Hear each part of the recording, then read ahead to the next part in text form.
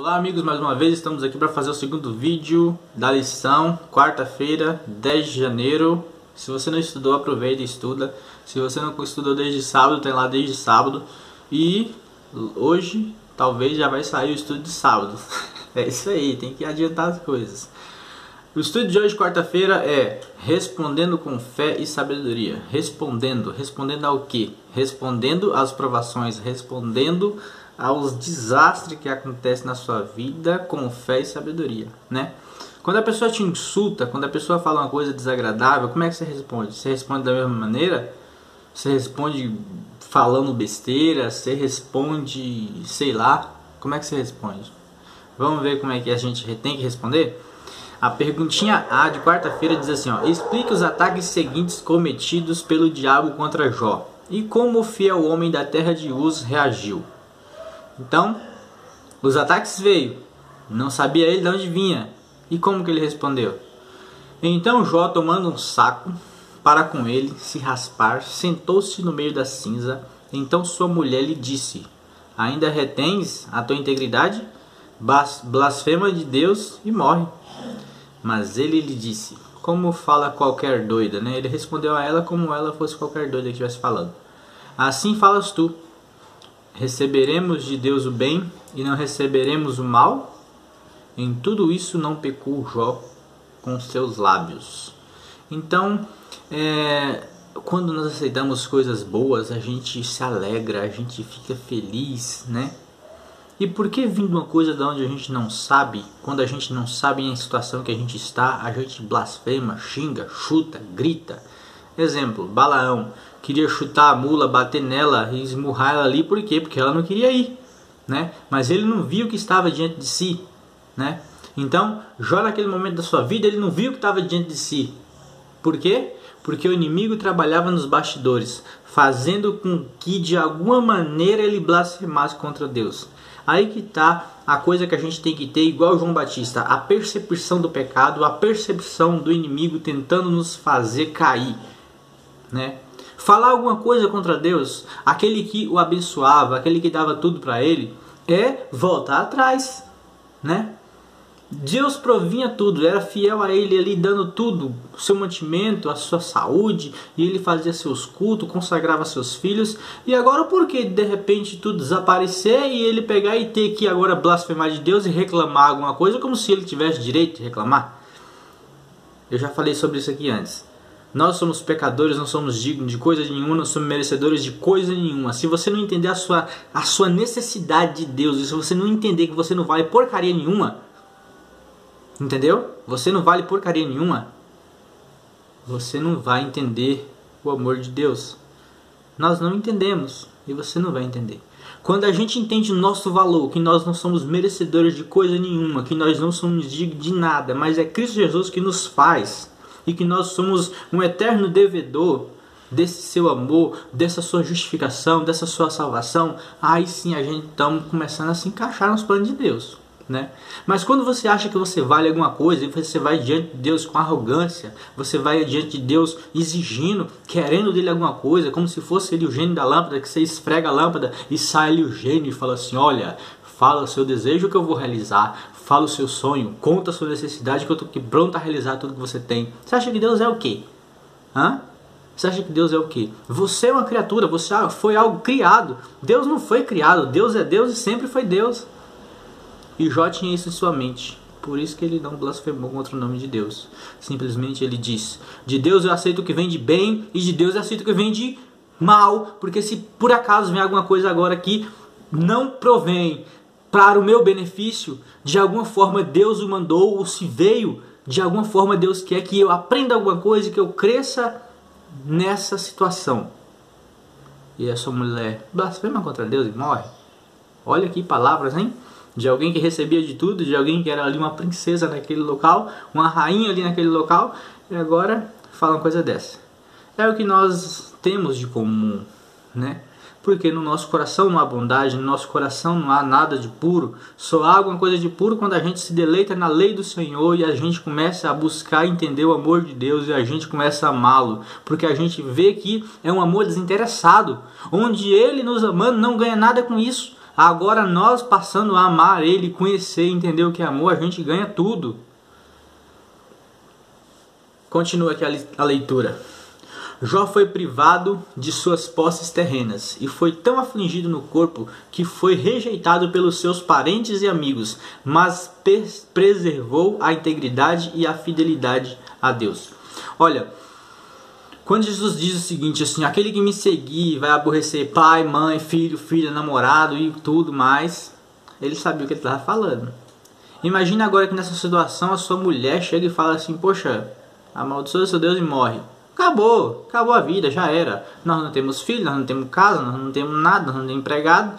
Então, você tá aí doente aí. Você quer mais o quê? Morre.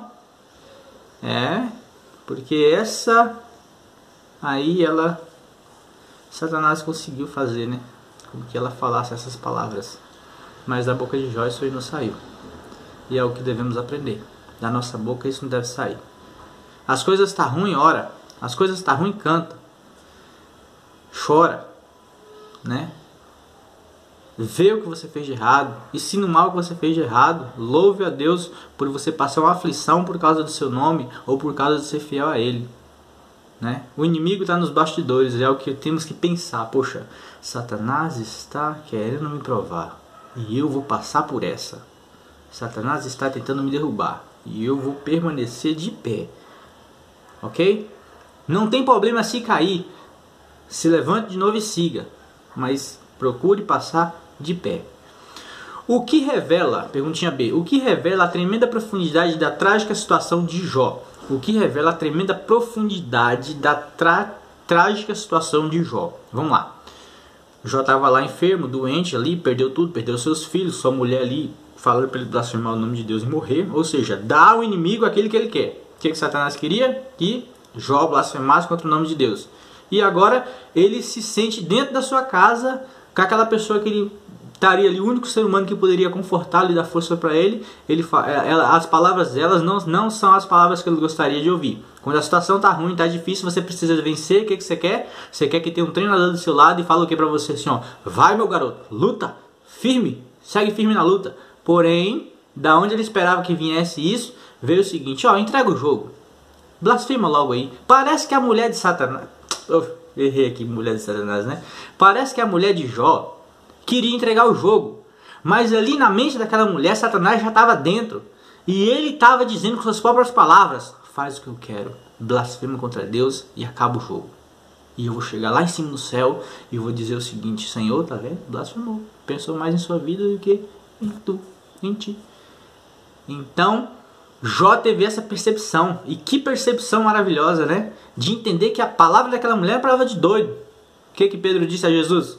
Senhor, jamais você vai morrer. E Jesus disse o que para ele? Sai daqui, Satanás. Porque Jesus sabia que era Satanás que estava falando. E parece que Jó teve essa percepção. Vamos lá. Através de sua mulher, né? Ela estava dizendo que Satanás queria que Jó dissesse para ela fazer. Vamos lá. Tem horas que a gente não deve ouvir nossas mulheres, tá vendo? Vindo, pois, três amigos de Jó, todo esse mal que lhe havia sucedido, vieram cada um do seu lugar. Elias, o Temita, Bildade, o Suíta e Zoar, o Namatita, pois tinham combinado para virem condoer-se dele e consolá-lo. E levantando-se de longe os olhos, e não o reconhecendo, choraram em alta voz, e rasgando cada um seu manto, lançaram pó para o ar sobre as suas cabeças, e ficaram sentados com ele na terra 7 dias e 7 noites, e nenhum deles lhe dizia palavra alguma, pois viam que a dor era muito grande. Imagina você tem esses 7 amigos, esses 7 amigos chegam na sua casa, sabe o quanto você era próspero, sabe da família que você tinha, sabe da pessoa que você é, conhece você em caráter, conhece você, suas ações, seus negócios, sua intimidade, e de repente esses amigos chegam diante de Jó e fica paralisado, fala assim, o porquê lhe veio esse grande mal? O que está acontecendo? Conte para nós. Mas ali eles nem abrem a boca, só de enxergar a situação. Imagina que situação o inimigo levou a Jó. Mas o mais importante, ele não caiu. Não interessa a situação que foi, ele não caiu.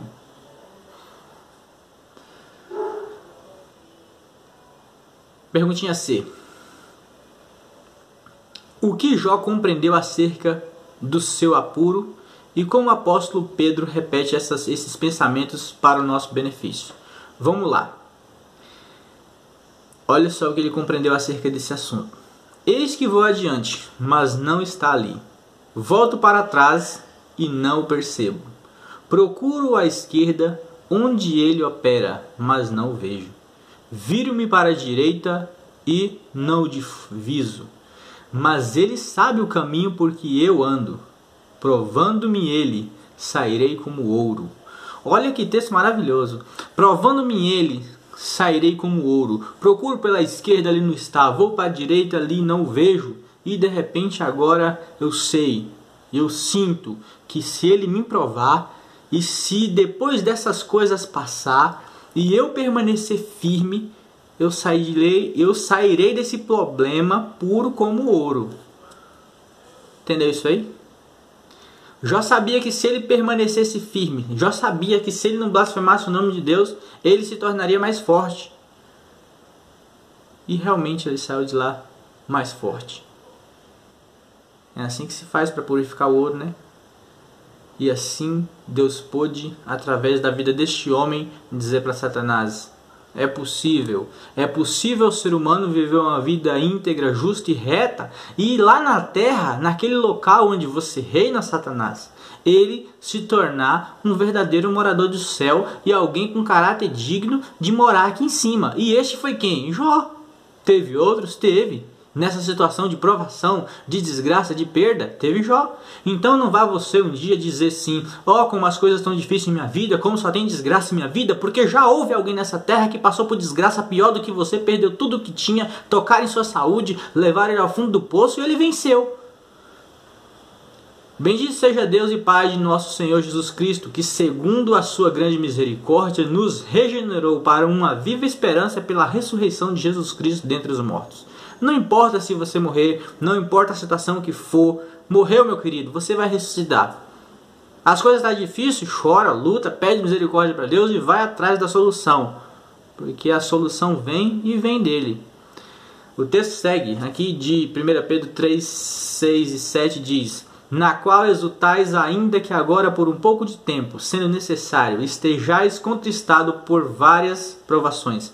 Então, na qual exultais, é motivo de alegria, é motivo de você exultar, ainda que agora por um pouco tempo, sendo necessário, estejais contristado por várias provações, para que a prova da vossa fé,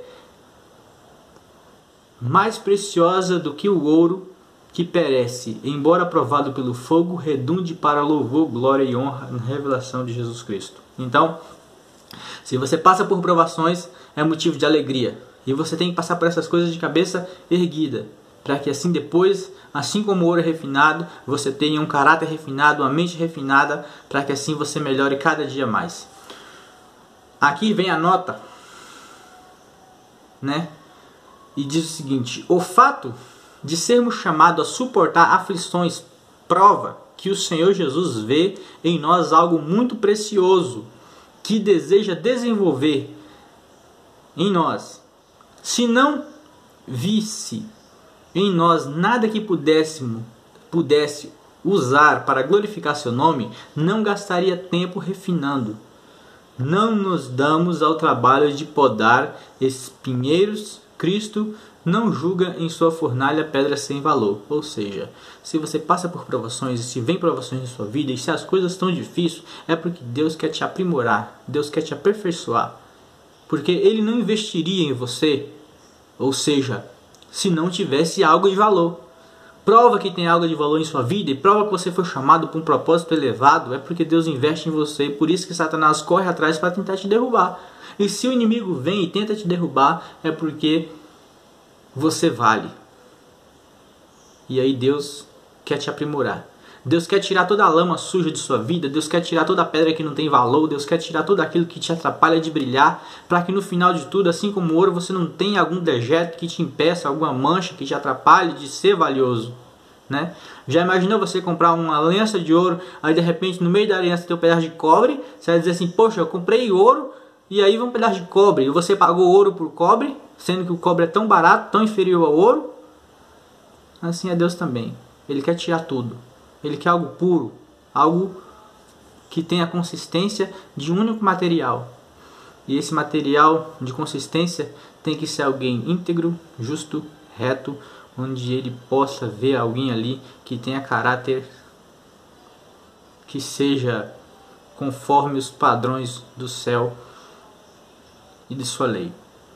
A perguntinha D, a última pergunta aqui, diz o seguinte: por que Deus quer que entendamos o valor das provações? Olha só. Deus quer que a gente entenda o valor das provações. Por que entender o valor das provações?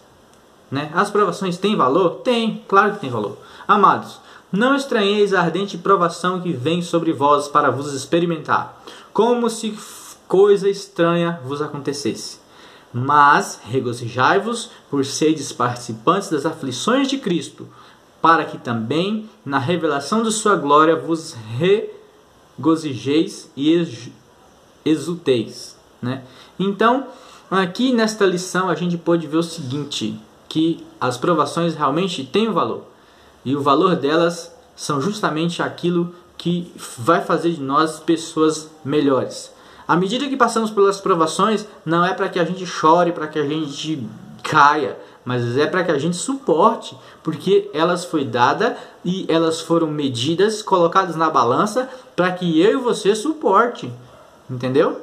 Deus não vai colocar você numa aprovação de 1000 toneladas, mas Ele vai colocar você numa aprovação a qual tem o peso que você possa suportar com a vida que você leva. Entendeu? Vamos lá.